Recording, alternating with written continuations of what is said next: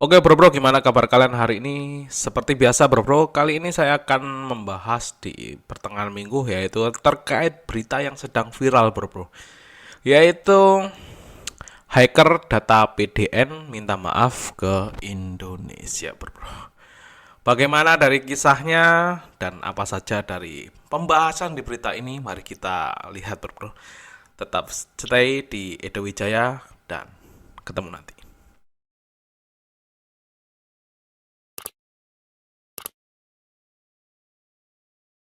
Oke, terima kasih bro bro masih stay di channel saya di Dewi Jaya. Kalian bisa ngikutin saya juga di Spotify bro bro. Silakan ya, namanya juga Edo Wijaya, TikTok juga ada, ataupun di Instagram juga ada bro bro. Oke, kali ini kita akan membahas tentang hacker data PDN minta maaf ke Indonesia bro bro.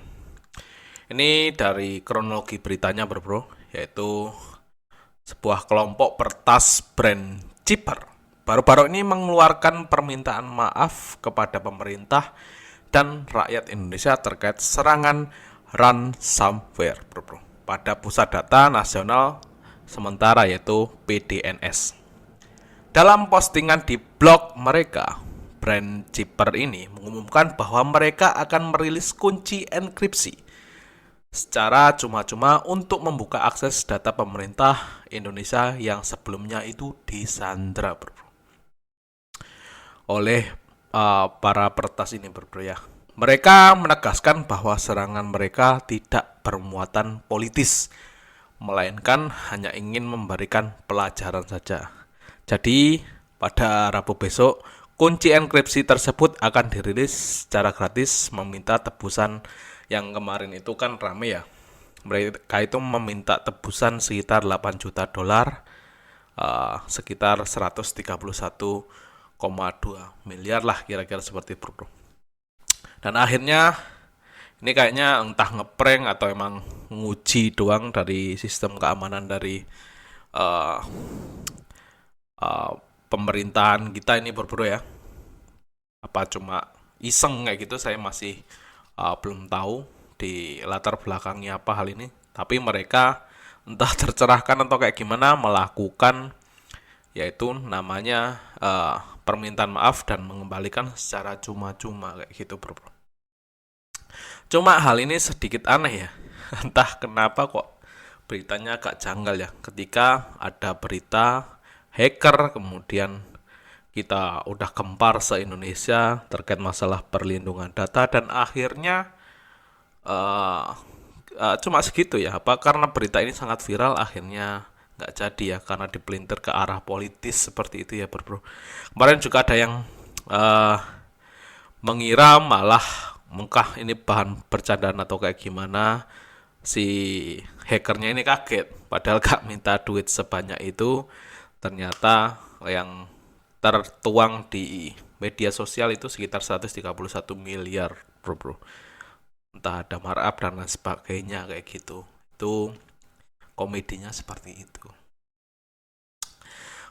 Kemudian saya ingin mengangkat terkait masalah apa ya? Mungkin ketika emang dikembalikan ya kita bersyukur aja. Tapi di sini ada hal yang nggak bisa kita lupakan begitu saja, yaitu tentang pentingnya dari keamanan data, bro. Keamanan data itu kalau kita pengen kulik lebih lanjut yaitu bro, untuk melindungi informasi dan akses untuk masalah keamanan data ini ya tentunya banyak sih bro ya. Kerugian yang ditimbulkan ketika kita lalai dari keamanan data ini bro. Ada contoh-contoh bukti yang kemarin itu bisa berdampak ya terhadap keamanan data ini. Cuma kenapa sih kok sangat penting terkait masalah keamanan data ini? Yang pertama yaitu ini bisa disalahgunakan bro ketika data kita diambil orang yang tidak bertanggung jawab seperti itu dan dimanfaatkan. Yang pertama yaitu ketika bocor data itu yang paling krusial yaitu pencurian identitas bro. Penjahat ataupun orang yang tidak bertanggung jawab itu dapat menggunakan data pribadi seperti nama, alamat, kemudian kartu kredit untuk melakukan pencurian identitas, bro. Mereka bisa membuka rekening bank baru, kemudian mengajukan pinjaman, bro. Buat kalian ini juga cukup serius ya. Ketika kalian ini misal nih kalian punya cicilan dan sebagainya, bulan depan itu udah mau kelar, bro. Ternyata tak disangka ketika ada kebocoran dana mengatasnamakan Anda, akhirnya ada yang melakukan pinjaman ke bank atas nama Anda. Ya mau nggak mau kan harus uh, mengganti kan, bro ya, karena ya bank tahunya kan itu data kita. Itu kerugian yang pertama, bro. Itu dampak lagi itu bisa penipuan keuangan. Data keuangan itu seperti nomor kartu kredit yang tadi, perbankan dapat digunakan untuk melakukan transaksi penipuan ataupun pembelian ilegal dan mengakses rekening dari si korban, bro. Kemudian phishing dan rekayasa sosial, bro. Informasi pribadi dapat dipergunakan untuk membuat serangan phishing yang lebih meyakinkan, bro. Misalkan penjahat kan banyak ya yang telepon-telepon nggak jelas, kemudian tahu misalkan ibu kita di kampung dan kita merantau kemudian bilang dia temannya kita, kemudian ditanyain nama kita lengkap itu benar dan sebagainya, itu bahaya, bro. Namanya orang tua kan, kalau ketika nggak sampai pertahanannya itu kalau mendengar anaknya kenapa-napa kan nggak sampai udahlah nggak pikir panjang kayak gitu, bro. Itu juga salah satu kerugiannya. Kemudian juga bisa melakukan membacakan akun dengan data login seperti username dan password. Penjahat bisa mengakses akun online korban, bro, termasuk email, media sosial, dan lain-lainnya, bro. Buat kalian yang followersnya udah centang biru ya juga udah rugi lah intinya ya. Kalian udah ngerintis sebagai influencer lama, ternyata diretas dengan informasi yang palsu, bro. Belum lagi nanti ya kalau bisa dikembalikan, kalau enggak kan susah kayak gitu, bro. Juga kita nggak mau kan ribet gitulah ya.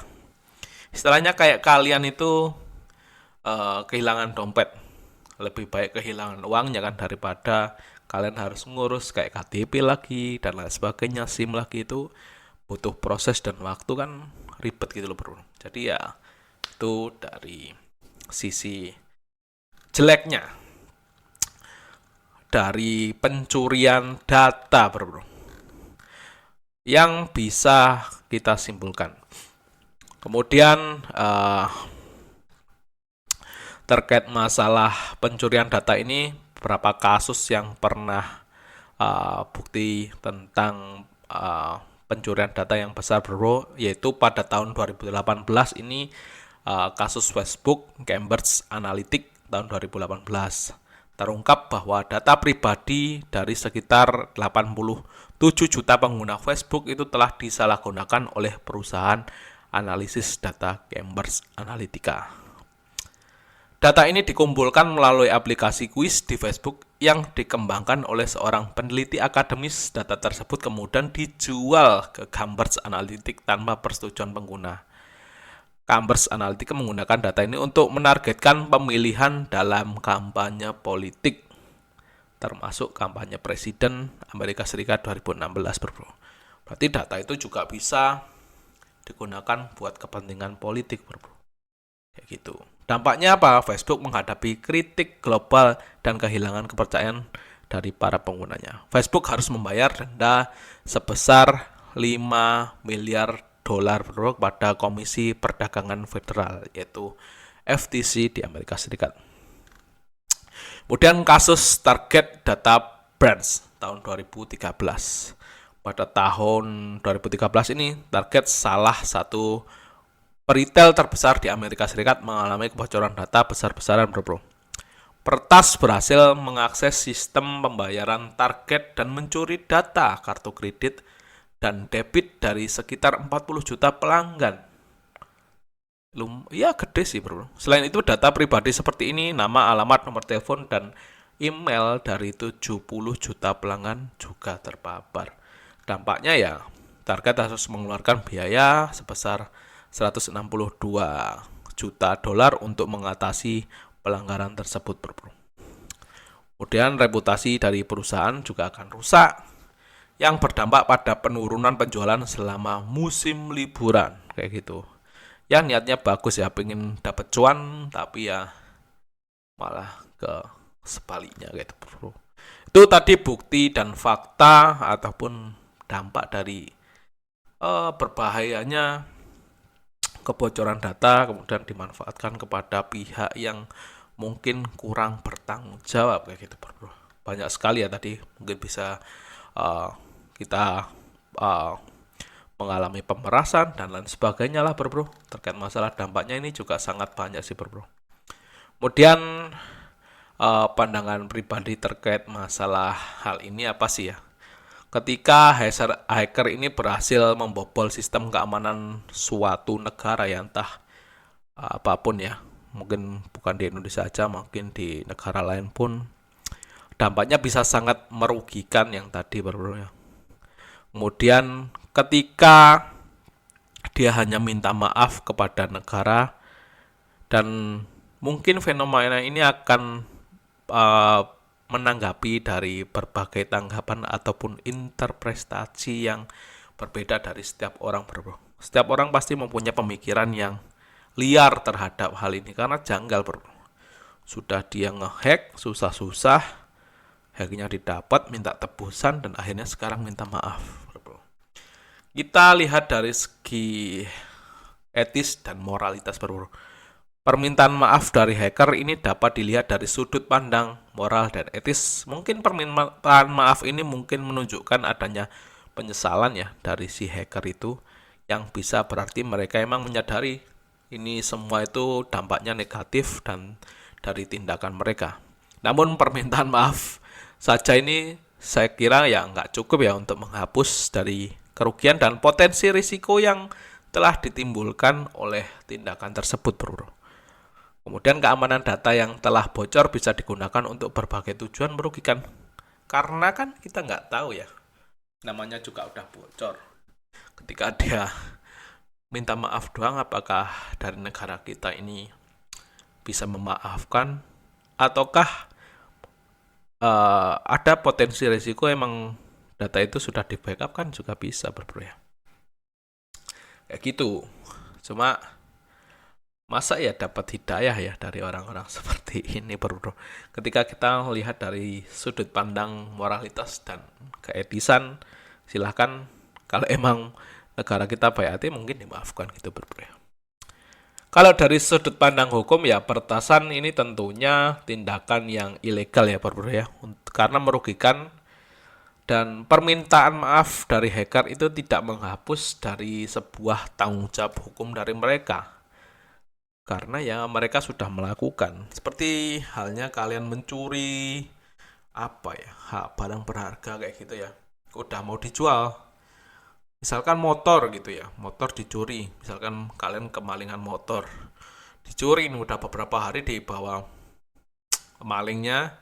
Kemudian malingnya itu lusanya itu insaf dibalikin lagi, tapi kalian tahu orangnya itu siapa, misalkan kayak gitu ya. Apakah kalian rela, bro? Ya hal kayak gitu ya, namanya sudah melakukan tindakan harusnya ada konsekuensi hukumnya sih, menurut saya sih itu. Kemudian dari implikasi bagi keamanan nasional ya, peretasan terhadap PDN ini memiliki implikasi serius bagi keamanan nasional Indonesia, bro. PDN adalah sumber data penting yang bisa mempengaruhi kebijakan dan operasional dari negara, bro. Jika data ini jatuh ke tangan yang salah, bisa digunakan untuk memata-matai, mengganggu operasi pemerintah, ataupun bahkan menyerang infrastruktur kritis. Oleh karena itu, insiden ini menunjukkan perlunya peningkatan signifikan dan langkah-langkah keamanan cyber nasional, bro. Kayak gitu. Karena sekarang itu musimnya invasi antar negara, bro ya. Mungkin juga bisa ini dijual ke negara yang lebih emang menargetkan Indonesia kayak gitu ya, bro. Bisa juga. Jadi dilihat nih semua nanti akunnya ini masyarakat Indonesia ini kebanyakan data ini diolah, uh, pekerjaannya apa gitu, jadi kan kelihatan ya dari biografinya dan lain sebagainya, sehingga kelemahan nanti bisa terbaca. Juga ini menyangkut keamanan dari nasional sih bro. Pelajaran yang mungkin bisa diambil yaitu tentunya harus peningkatan keamanan cyber bro, karena kemarin itu kayaknya hampir menyerah ya. Jadi ya pertasan ini menunjukkan bahwa sistem keamanan saat ini mungkin belum cukup kuat. Pemerintahan dan organisasi perlu menginvestasikan lebih banyak sumber daya dan teknologi dan praktek keamanan cyber yang lebih baik bro. Intinya orang-orang yang menanganinya sih kayaknya kurang pro begitulah bro ya. Jadi ya harus investasi ke dalam hal tersebut agar masyarakatnya aman dan pemerintahnya nggak diserang sama netizen. Kemudian kesadaran dan pendidikan, meningkatkan kesadaran tentang pentingnya keamanan data dan edukasi bagi pengguna di semua level tentang praktik terbaik dalam keamanan cyber adalah kunci untuk mencegah insiden serupa di masa depan. Kemudian respon cepat dan transparan ya. Setelah insiden ini, respon yang cepat dan transparan sangat penting untuk mengurangi kerugian dan pemulihan kepercayaan dari publik bro. Intinya masyarakat itu butuh kejelasan sih. Ya kalau nggak bisa bilang nggak bisa gitu aja sih kalau kita ya. Kita orangnya netizen itu ketika orang sudah transparan kayaknya mudah memaafkan sih. Ketika banyak yang ditutupin dan akhirnya jebol kayak gitu malah susah nanti. Kemudian ya kesimpulannya sih permintaan dari hacker dan pertas tadi ya dari PDN di Indonesia adalah langkah yang tidak bisa dan mungkin mencerminkan penyesalan, namun ini tidak boleh mengalihkan perhatian bro dari kenyataan bahwa pertasan adalah tindakan kriminal dengan dampak yang sangat serius bro. Kemudian pemerintah dan semua pihak berhak untuk mengambil langkah-langkah yang proaktif untuk meningkatkan keamanan dari cyber. Pentingnya perlindungan data keamanan adalah tanggung jawab bersama katanya. Enggak sih, ya orang yang dikasih jabatan sih harusnya ya. Orang yang dikasih jabatan di sana yang harus bertanggung jawab terhadap data-data masyarakatnya dong. Bukan tanggung jawab bersama. Dan tentunya insiden ini harus menjadi pengingat bagi kita semua tentang pentingnya menjaga integritas dan keamanan informasi pribadi lah. Biar kalian itu enggak tiba-tiba pinjol gitu kan, kasihan ya, kalian itu udah hidupnya susah, kemudian terjerat pinjol, kemudian ada lagi orang yang tidak kenal ngajuin pinjol atas nama kalian.